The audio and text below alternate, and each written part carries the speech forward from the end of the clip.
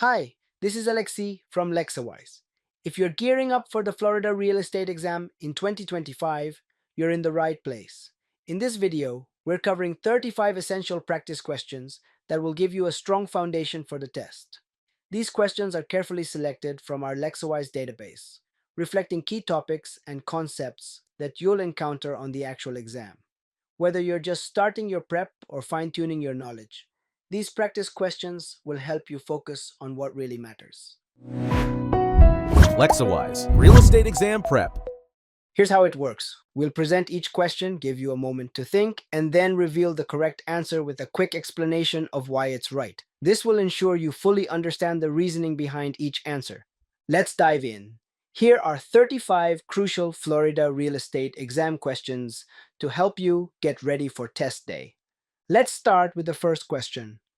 What is the term used to describe the agreement between the DRE attorneys and licensees on the facts of a case and the corresponding penalty? A. A mediation order. B. A summary order. C. A settlement stipulation. D. An informal hearing agreement. Think about it. The correct answer is C. A settlement stipulation. A stipulation is an agreement as to the facts of the case and the penalty reached between the attorneys for the DRE and the licensee or licensee's attorney. Next question. Pay close attention. If a licensee is convicted of a misdemeanor offense, are they required to report the conviction to the FREC?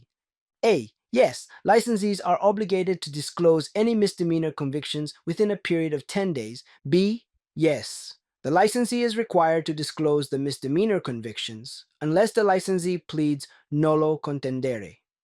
C. Yes, licensees must disclose all convictions to the FREC within 30 days. D. No, licensees are obligated to disclose any felony convictions, but there is no requirement for them to disclose misdemeanor convictions. Pause and think. The correct answer is C. Yes, licensees must disclose all convictions to the FREC within 30 days. Pursuant to Chapter 455.227 FS, a licensee who pleads guilty or nolo contendere to, is convicted of, or found guilty of a crime must notify the FREC in writing within 30 days. Let's keep going. What are the consequences or sanctions for violating the statutes related to rental information lists? A. License suspension. B. Up to 4 years prison time. C. Community service. D. $3,000 fine. Think about it. Choice A is the correct one, license suspension.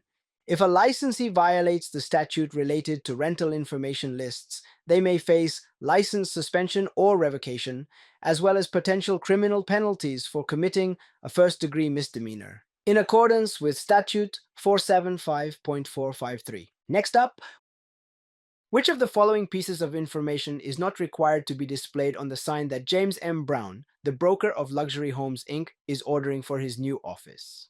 A. 1000 North Gulf to Bay Boulevard. B. Luxury Homes Incorporated. C. James M. Brown. D. Licensed real estate broker. Take your time. The correct answer is A. 1000 North Gulf to Bay Boulevard. If the broker in question is a corporation, then their brokerage entrance sign must display the corporation's name, the name of at least one active broker, and either the phrase licensed real estate broker or the abbreviation LIC, real estate broker. Let's move on. A legal description of a property is one that A. accurately identifies the boundaries of the property as distinct from all other properties.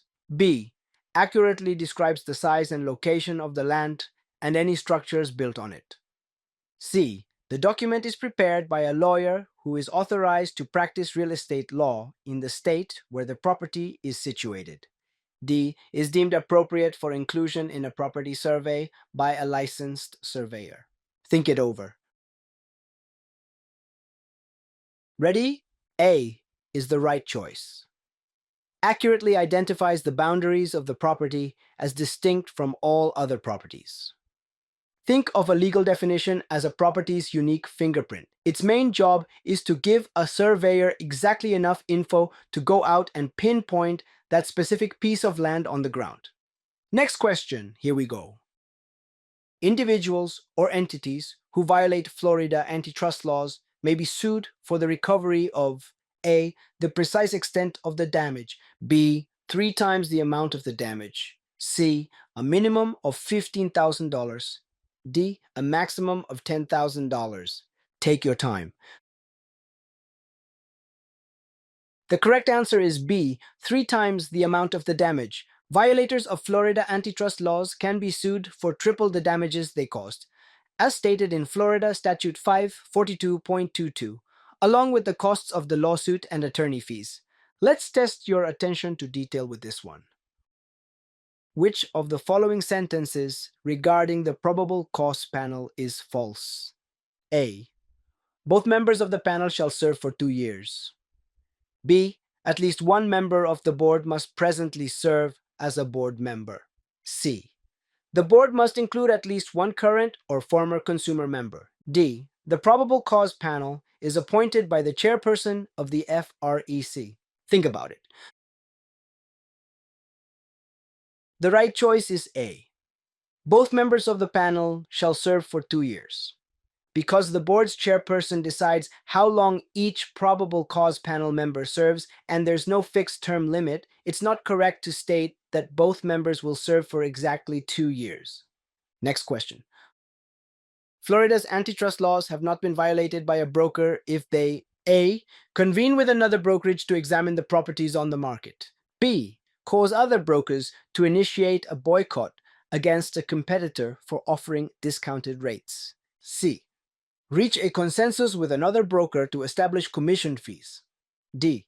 Meet with another brokerage to determine the prevailing commission split percentages in the market. Think it over.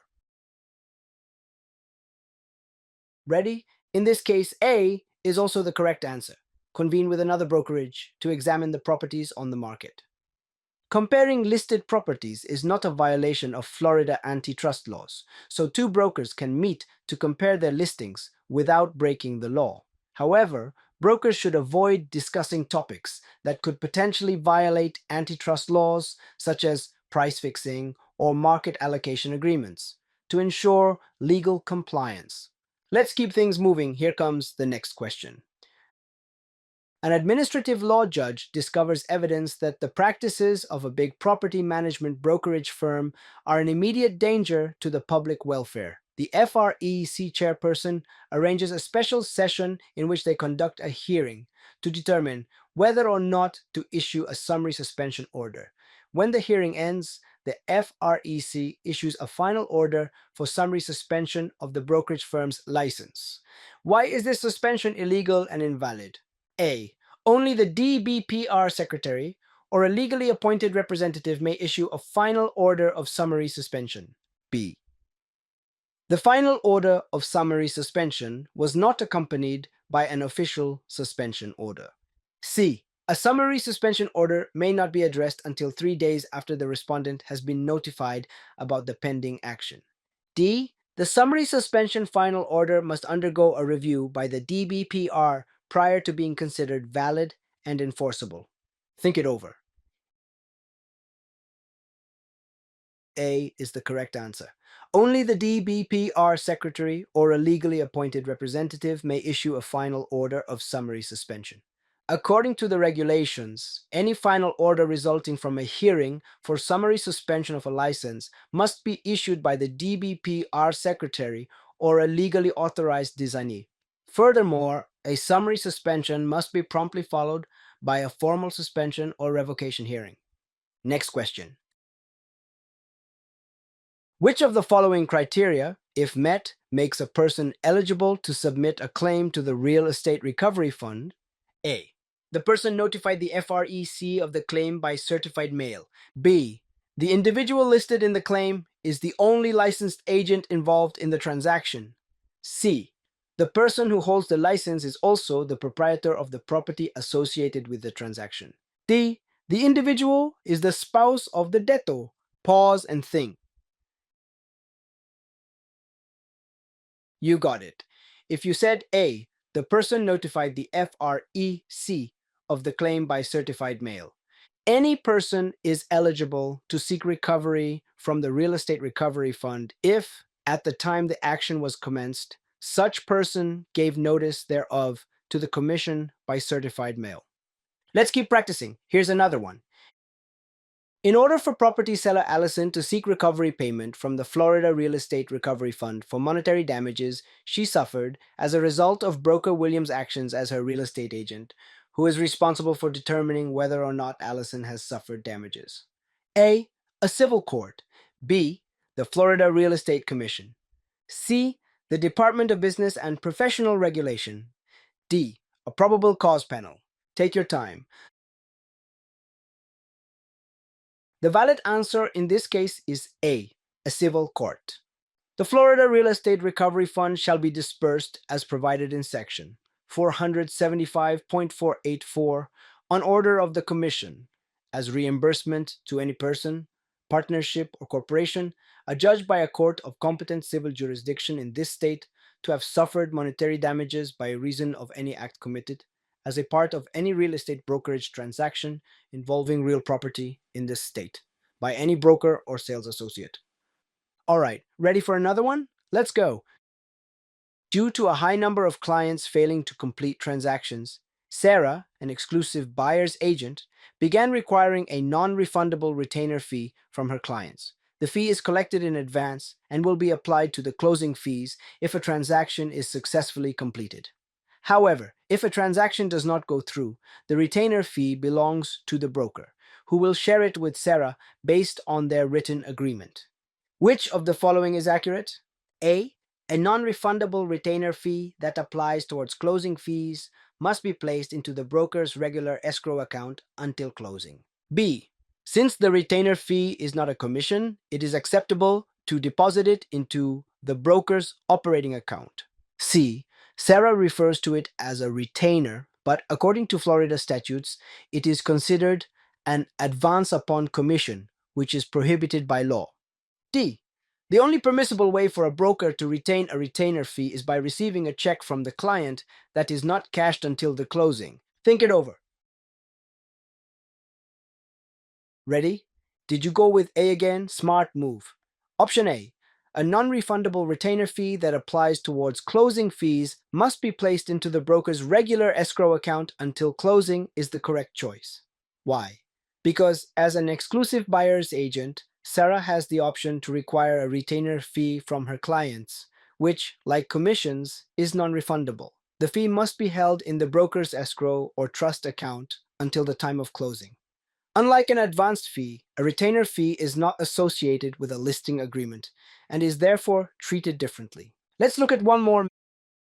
Many licensing costs and broker advertising restrictions have been altered during the Commission's normal monthly meeting. These acts will formally reflect changes to A. Rule 61J2, B. Rule 22I, C. FS 475, D. FS 455. Think about it.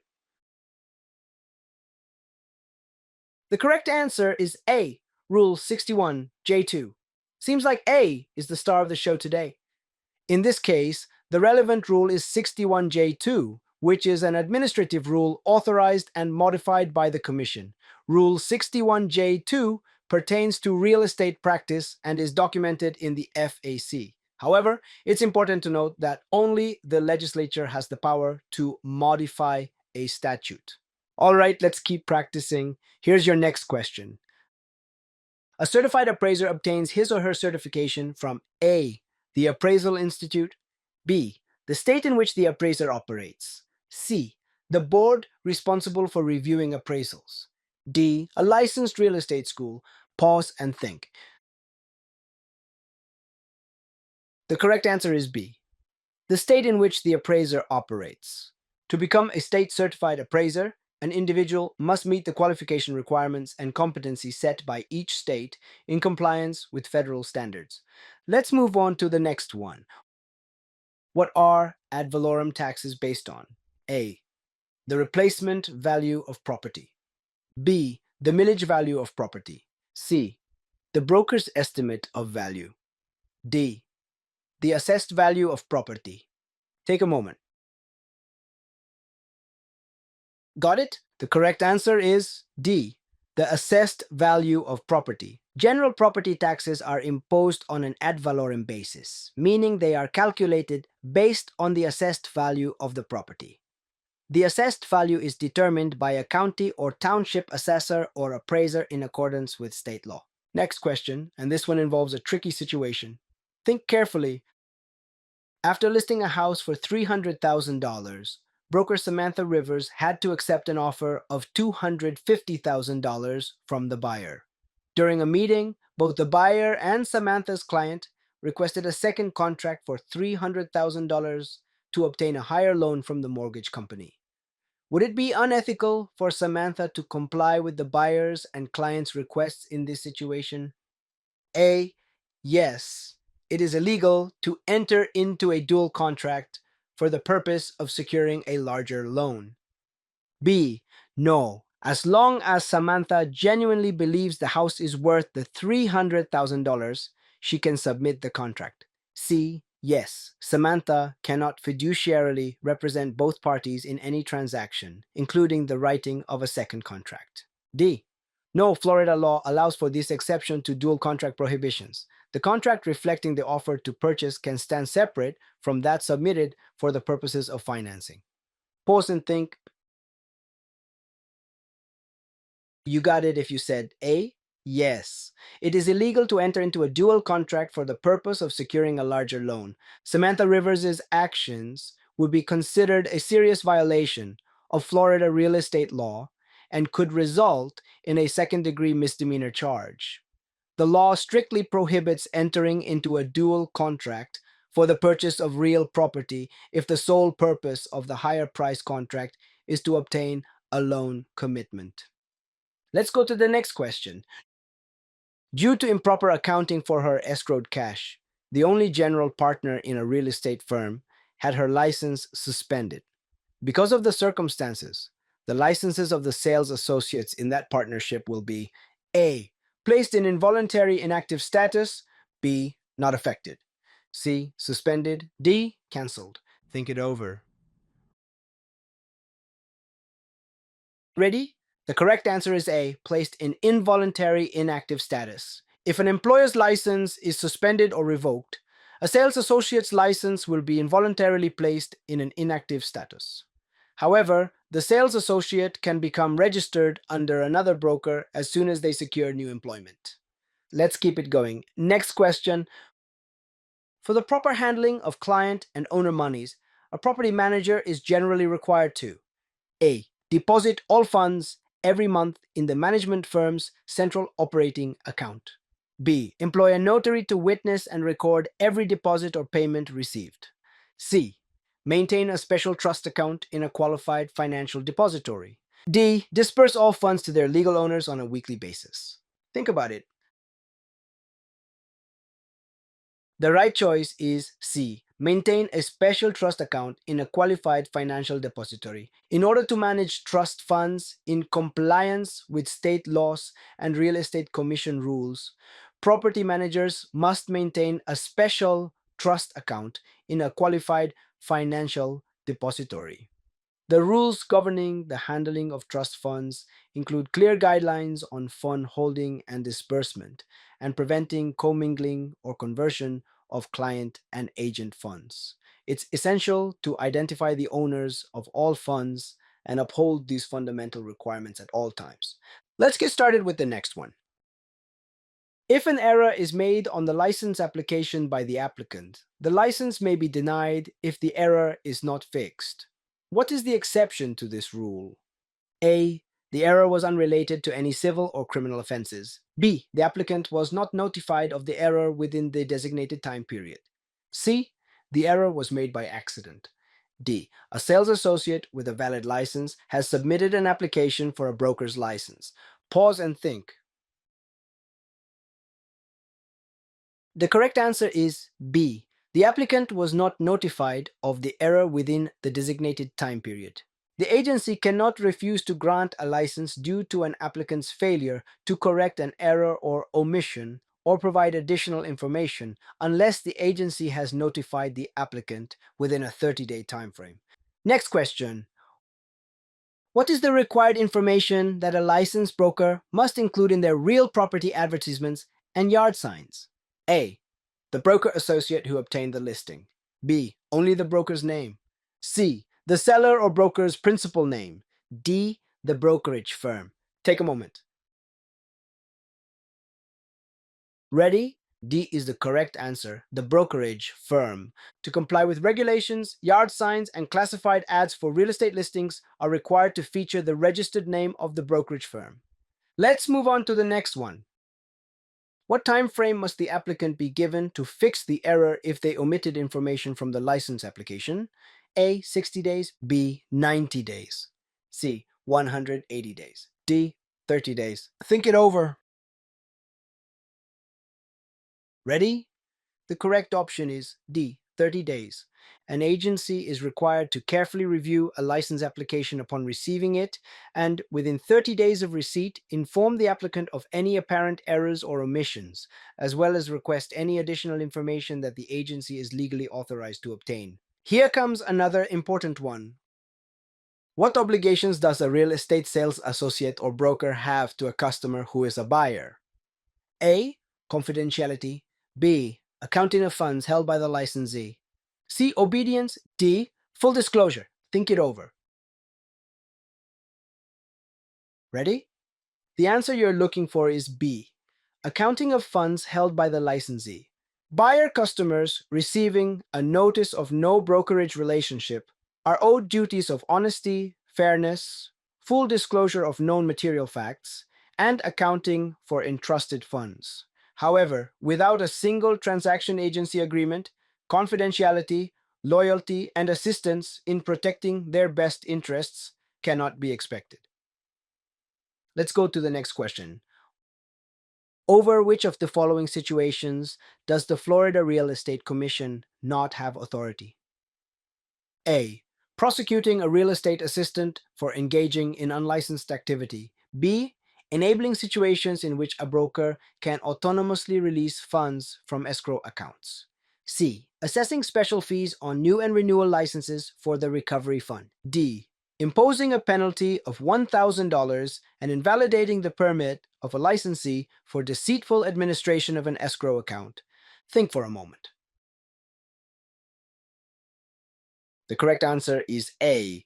Prosecuting a real estate assistant for engaging in unlicensed activity. Prosecuting a real estate assistant for unlicensed activity falls under criminal law, not the Florida Real Estate Commission's authority. FREC can discipline licensees, manage the recovery fund, and set guidelines for escrow disbursements, but not prosecute unlicensed practice. Let's jump into the next question. To whom must the Commission report any criminal violation of Chapter 475 FS each and every time it becomes aware of such violations? A. Secretary of the DBPR. B. Local police. C. State's attorney having jurisdiction. D. Division of Professions. Take your time. The best answer here is C. State's attorney having jurisdiction. When knowledgeable of any such violations, the Commission must report any criminal violation of Chapter 475 to the state's attorney having jurisdiction. All right, let's keep going. A sales associate has been working with the same broker for 2 years. She is now leaving the company and has decided to take the original records of all her own listings. That action can be classified as A. Fraud, B. Larceny, C. Misrepresentation, D. Concealment. Think about it. The correct option is B, larceny. Should a sales associate take the original listings from their employer's office, they will be considered guilty of theft, larceny. And as a result, they will be liable to face administrative penalties from FREC, civil legal action, and criminal charges. Next question coming up. What real estate services can be legally offered by someone not licensed as a real estate broker, broker associate, or sales associate from the following options? A. A proprietor of a group of residential units has a supervisor who works from a location outside of the property. B. An individual negotiating a sale of real property. C. A property management firm paying a $300 referral fee to an unlicensed apartment tenant. D. An individual renting properly licensed public lodging. Think it over. Ready? The correct answer is D. An individual renting properly licensed public lodging. Florida Statute 475.01111 states that renting or advertising public lodging establishments for compensation does not require a real estate license. However, those involved in real property or business enterprise transactions for compensation, such as appraising, auctioning, or selling, must hold a real estate license. This includes property management firms, off-site apartment managers, and real property salespeople. Let's keep the momentum going. Why did the Real Estate Sales Associate advise J.D. James to check the zoning laws before proceeding with the purchase and conversion of an empty warehouse in downtown Kissimmee into a multifamily apartment building after J.D. James disclosed her intentions to the associate? A. Because the warehouse might be subject to regression. B. Because the warehouse might be subject to rescission. C. Because of trigger terms in the ordinances. D. Because the ordinances of the area might impose restrictions. Think for a moment. The correct answer here is D. Because the ordinances of the area might impose restrictions. Zoning ordinances are designed to safeguard property owners' interests and create an aesthetically pleasing community by defining permissible and prohibited uses of real property. The four primary types of zones are residential, commercial, industrial, and agricultural. Municipal zoning regulations govern the usage and aesthetics of each zone, and typically, buffer zones separate different zones. Amendments can modify zoning ordinances and result in the reclassification of an area. And now, your next question. Along with an electronic application, what must an applicant for the real estate licensing exam in Florida submit from the following options? A. An electronic fingerprint. B. A completed DBPR 00801 form. C. A written request for letter of licensure along with a $30 fee. D. A completed Form FD 258 card. Think for a moment. Got it? A is the right answer, an electronic fingerprint. By having your fingerprint scanned and electronically submitted to the Florida Department of Law Enforcement and Federal Bureau of Investigation, electronic fingerprinting enables you to decrease the possibility of illegible fingerprints, missing information on the fingerprint card, or the risk of the fingerprint card not being received in a timely manner, thus ensuring an efficient application process. Let's continue. Which of the following FREC powers is part of the FREC's quasi-judicial responsibilities? A. Regulate professional practices. B. Foster education of licensees. C. Make determination of violations. D. Establish fees. Think about it. The correct answer is C. Make determination of violations. The FREC's quasi-judicial responsibilities comprise the authority to decide on whether to grant or deny license applications, identify license law violations, and impose penalties. Next question. In Florida, which brokerage relationship is illegal? A. Transaction broker. B. Dual agent in a residential transaction. C. Single agent. D. Facilitator. Pause and think. If you guessed B, you're spot on. Dual agent in a residential transaction. In Florida, dual agency, where one agent or brokerage represents both the seller and buyer in a real estate transaction, is prohibited to prevent conflicts. If acting as a dual agent, the agent must remain impartial towards both parties and cannot disclose confidential information. This sets Florida apart from other states. Let's move on to the next one. What would be the most accurate definition of a real estate broker among the following options? A. A person who buys, sells, or manages real estate on behalf of others. B. A person who buys and sells real estate for others, regardless of compensation. C. A person who buys or sells real estate on behalf of others for compensation. D. A person who buys, sells, and manages real estate for a broker-employer for compensation. Think for a moment. The correct answer is C. A person who buys or sells real estate on behalf of others for compensation. 475.011a defines a broker as an individual who, with the intent of receiving compensation or valuable consideration, directly or indirectly, appraises, auctions, sells, exchanges, buys, rents, offers, attempts, or agrees to appraise, auction, or negotiate the sale, exchange, purchase, or rental of any real property or any interest in it, business enterprises, or business opportunities on behalf of another person. Let's keep practicing. Here's your next one.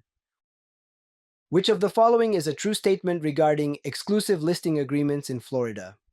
A. Exclusive listing agreements must be in writing and specify the fee or commission. B.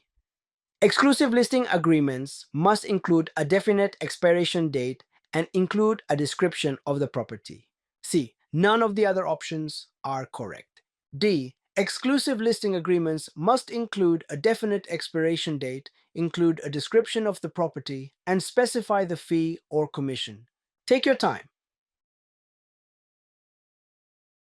The correct answer is D. Exclusive listing agreements must include a definite expiration date, include a description of the property, and specify the fee or commission. According to real estate law in the state of Florida, exclusive listing agreements must include a definite expiration date, a description of the property, price, and terms, and fee or commission.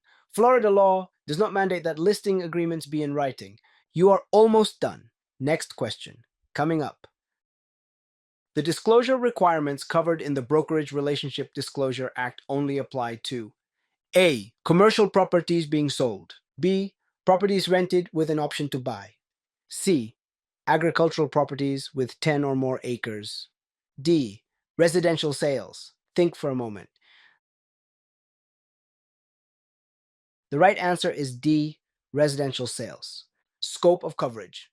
The authorized brokerage relationships described in sections 475.2755 and 475.278 apply in all brokerage activities as defined in section 475.011a. The disclosure requirements of section 475.278 applies only to residential sales as defined in section 475.2785a. Here comes the next one. If there is a dispute involving the amount of the broker's commission, what may the broker do regarding the trust funds in the associated escrow account? A. Nothing. The funds do not belong to the broker. B. Retain the commission amount in the account until the dispute is resolved. C. Move the commission amount to another escrow account until the dispute is resolved. D. Disburse the commission payment to him or herself. Pause and think. The correct answer is B. Retain the commission amount in the account until the dispute is resolved. Here's why. In case of a dispute as to the amount of the commission or the time of payment, the broker may retain only the amount of the claim in said account and in trust until the dispute is settled by agreement, arbitration, mediation, or court proceedings as provided in section 475.251D1 Florida statutes. Rule 61 J214.011. Let's move on to the final question. Joe is selling a duplex he owns. He has asked broker Arthur to simply show the property for him and has not discussed compensation or expectations with Arthur. What type of broker relationship do these two men have? A. No brokerage relationship. B. Single agent relationship. C. Sub-agent relationship. D. Transaction broker relationship. Take your time. You got it if you said A. No brokerage relationship. Because without an expressed or implied agency agreement, Joe and Arthur do not have a brokerage relationship. If compensation was discussed for finding a buyer, a transaction brokerage agreement would be presumed. Even with no agreement, Arthur still needs to disclose his duties to Joe in writing before showing the property, as required by Florida Statute 475.2784. And that's a wrap on these 35 essential Florida real estate exam practice questions. Thanks for sticking with us till the end. Your preparation is key to passing the exam. If you found this helpful, be sure to check out our other videos for more practice. And when you're ready to take your studying to the next level, visit us at lexawise.com. We offer practice exams with detailed explanations, interactive flashcards, state-specific ebooks, and more, all designed to help you succeed. Don't forget to subscribe and hit the bell icon to stay updated on all our new content. Thanks again for watching, and we'll see you in the next video.